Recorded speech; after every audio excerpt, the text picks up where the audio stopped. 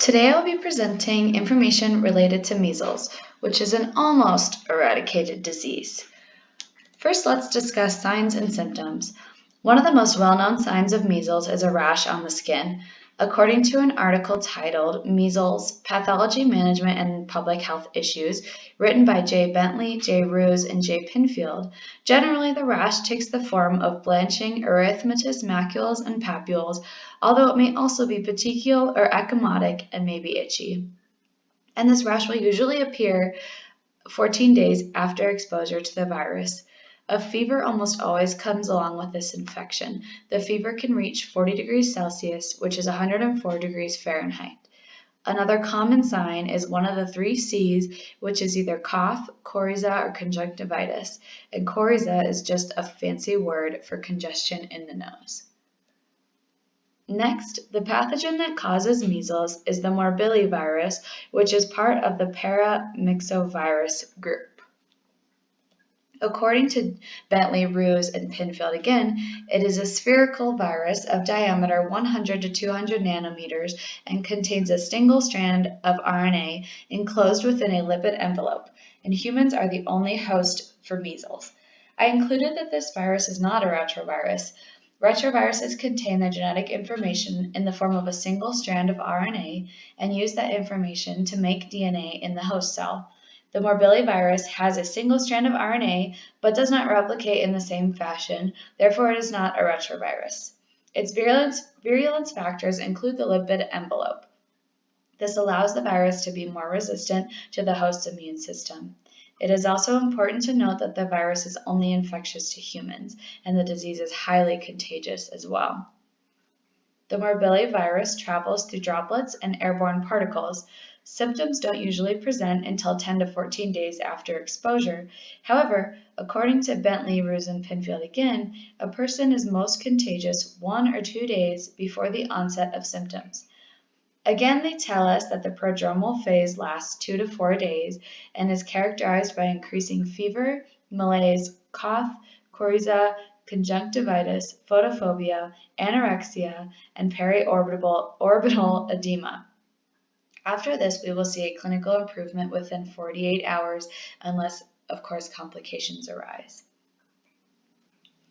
In an article titled The Influence of Anti-Vaccination Movements on the Reemergence of Measles, written by Patricia Nelly and others, a young physician named Peter Panum confirmed measles and how contagious it was in 1846. This was because of an epidemic in the Faroe Islands. After this, the epidemic became a pandemic, meaning it spread worldwide. According to Nelly and others again, before the introduction of the vaccine, measles occurred frequently in childhood, and by 20 years of age, more than 90% of the world population had suffered from it. After the vaccine, the morbidity and mortality from the disease greatly decreased. Measles cases are on the rise, again, though, as the anti-vaccination movement is spreading. We must continue to educate our peers about the importance of vaccines to control these easily preventable diseases. According to an article titled A Point-of-Care Test for Measles Diagnosis, Detection of Measles-Specific IgM Antibodies and Viral Nucleic Acid, written by L. Warner and others, laboratory confirmation of cases of measles is a vital aspect of surveillance at all stages of control programs because clinical diagnosis is unreliable. While the rash is the most well-known sign, we cannot rely on it as a diagnostic tool. We must perform lab tests which will show us the measles-specific IgM antibody. Luckily, according to Al Warner and others, the test for specific antibodies can be performed relatively quickly. It is performed in a single incubation step at ambient temperature without complex electrical equipment, and the results can be read visually. According to L. Warner and others, these samples can be obtained from dried blood and oral fluids. We can also view skin samples of lesions under the microscope to confirm that it is measles.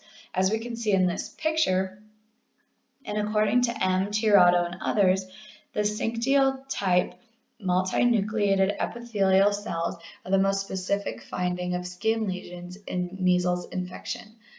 In this picture, we can see a necrotic syncytial type multinucleated cell that this is usually a specific finding in measles which can help with the diagnosis. According to the World Health Organization in the weekly epidemiological record, there is no specific treatment for measles. Case management of measles focuses on supportive care as well as the prevention and treatment of measles complications and secondary infections. We are also focused on trying to contain measles as it is highly contagious. The most effective thing is to prevent measles. This can be done very easily by receiving the measles vaccine either on its own or in combination with mumps and rubella and the MMR vaccine. According to the World Health Organization again, the available live attenuated measles vaccines are safe and effective, provide long-lasting protection, and are inexpensive. Herd immunity is extremely important for measles.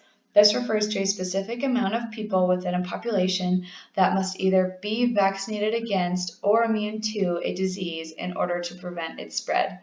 If enough people receive the vaccine, we will achieve herd immunity and the disease will be eradicated or the spread will be contained.